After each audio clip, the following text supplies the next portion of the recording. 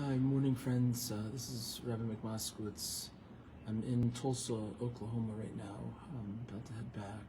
I came in for the Vigil last night for Nex Benedict, who was the young non-binary student in the public school system here who died after being bullied for being different, for being non-binary in a state that has legalized that kind of discrimination, and it has outlawed safe bathroom practices for trans and genderqueer people.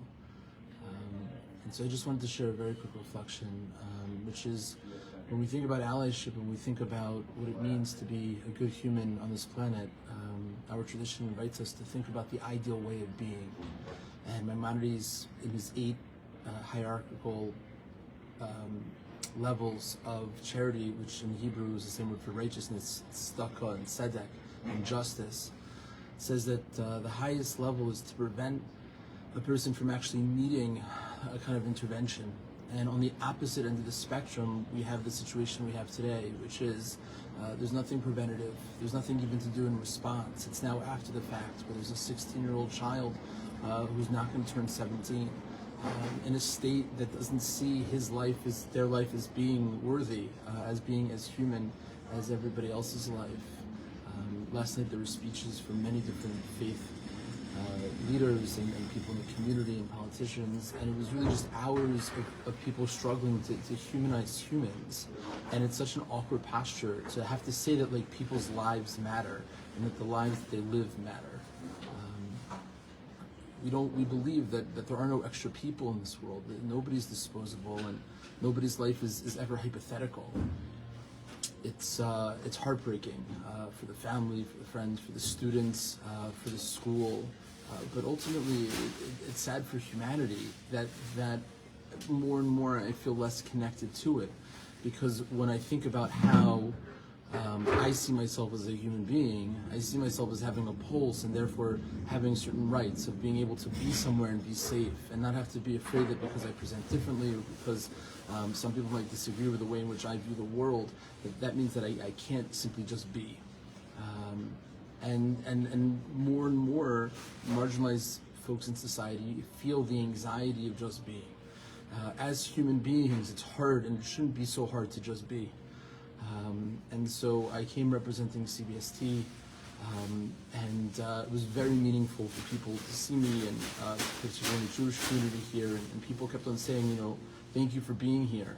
And I kept on responding to the genderqueer and the trans kids who were there by saying thank you for being. But it shouldn't be such a lift to tell somebody, such a heavy lift to tell somebody it's you're okay for being who you are. But in a state that doesn't protect youth for just being who they are, so then we need to have much more than an intervention. There's deep power and strength in unity, in community, in coalitions, in collaborations, because we believe with one person in the image of the divine, 2 people have then 2 images of the divine, and the more people that come together, the more God there is in the room. And when we think about bringing holiness into the space of the vacuum, that's how Judaism responds, in a way that's not reactionary but restorative. Achil Hashem, a desecration of God's name, is literally a void where we don't have the consciousness of the divine in that presence. That only in a place where people don't see the godliness and the humanity in humans can you legislate this way. Can you speak about God's children in such a way? And so a kiddush Hashem, the sanctification of God's name, is really in acknowledging the sanctification of the divine in each human being. That this person is holy, and they're a holy person because they're a person. And you don't have to be straight, you don't have to be cis, you don't have to be white, and you don't have to be coming from a different country. You can be a native to this land, you can be of different faith-based traditions, you can have no faith-based tradition, and still be worthy of just being.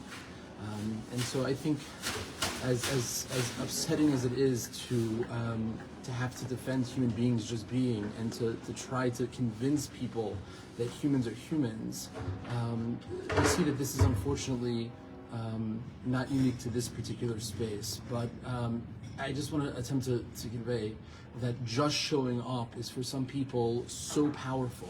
And if being passive and just being in a place and letting other people know that they're not alone and that you see them, that you love them, can help fill a little bit of that void if we would really think about our response as being preventative and proactive. Then we can really change the world, that we can elevate this world to be more holy. We can bring the holiness of the divine closer to this world. But none of that can happen for anybody if we don't see the divine in each other.